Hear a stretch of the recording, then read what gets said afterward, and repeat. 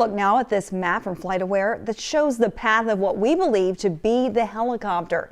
It takes off from Ellington and then ends over in the neighborhood of Edo, which Jalissa and Troy Class were just live at. Meteorologist Pat Cavlin is joining me now. And Pat, you are a pilot, so you don't fly helicopters, but you can talk to us a little bit about what goes into flying in a city like Houston at night. So we were looking at some of the data with this helicopter. Again, we believe that the one that we just showed you on the map came from Ellington and was flying towards the downtown area, and some of the flight data from that helicopter had it flying around 600 feet. Okay. The towers that are in that area that the accident happened average around 1,000 feet in height.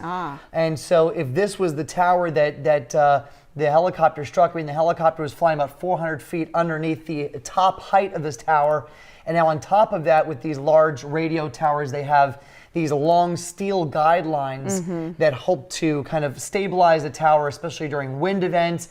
And these guidelines extend through multiple points from the tower down to the ground. And so those extend out away from the tower. So even if you're not headed directly for that tower, if you fly too close, you can clip one of those guidelines. So really dangerous obstacles for pilots. And a lot of these towers are lit, but the lighting, of course, differs on every tower. But again, if this tower was 1,000 feet tall, the pilot should have been aware that it was there. He should have been looking. A lot of factors that go into this, but of course, if you've been outside today, visibility is fine. So I don't think that weather is going to be a factor in this crash. Yeah, that's great insight to talk about the height and where the helicopter may have been according to that FlightAware map. Great perspective there. And what you did say is interesting. It's clear. We've had beautiful weather here.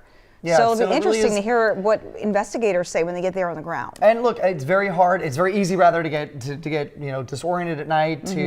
Especially if you're flying east towards downtown, or rather if you're flying from the east. So if you're flying west, which looks like this helicopter was doing, you're going in a westward direction. So the skyline is in front of you. So you have a lot of lights from the city that are on the backdrop.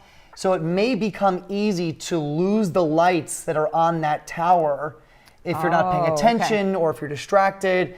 And so that is a possibility that could have happened with this. But again, that map that you're looking at there on the left-hand side of your screen, or the right-hand side of your screen, excuse me, that circle there is what we believe to be that helicopter that went down, coming from Ellington, going up towards the ship channel, making that turn towards the west, and then kind of following navigation, or at least paralleling navigation towards where the crash site was. And again, in that area, there is a radio tower that's about 1,000 feet tall. We don't have confirmation that it was that tower yet, but some of the footage does look like it may have been. And also, speaking about the weather tonight, thankfully it's not as windy out there with the smoke and the flames and people who live so close to where this happened. And look at some of the footage that we were showing you before in those shots. I mean, think about how close this came. Yeah. Look at how close the homes are there. Yeah. I mean, homes, restaurants, businesses. This could have very easily turned into a bigger catastrophe than it already is. This could have come down onto homes,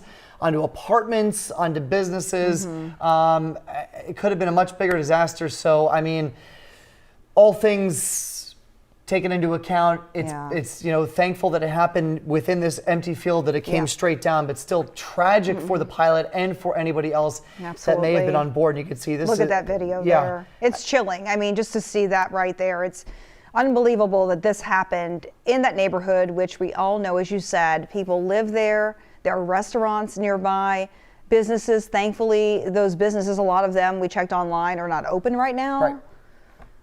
Wow. Okay, as soon as we get official information, though, this evening, we're standing by for more information from Houston Police, the Houston Fire Department. We know now that the FAA is en route to investigate. We are going to stay on top of this story all night long. As in any breaking news updates that come in us, you can find them on KHOU 11, our app. Will be